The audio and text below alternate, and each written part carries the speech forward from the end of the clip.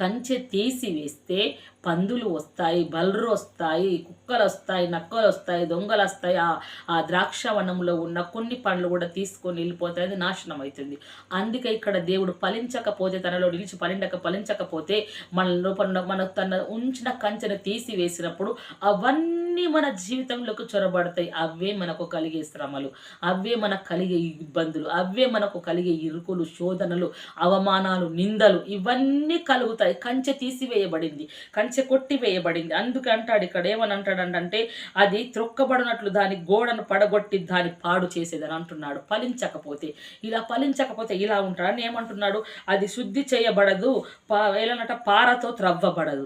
అది శుద్ధి చేయబడదుగా, బాగుపడదు. ఎందుకంటే వేచి ఉన్నాను, ఎదురు చూశాను, ఫలిస్తదేమో అని, కాయలేదు. కాబట్టి అంటాడు, దానిలో గచ్చ పొదలను బలసిక్కు చెట్లను బలిసియుండును అంటున్నాడు. పనికి రాని ముళ్ళ చెట్లన్నీ దాని లోపల బలిసి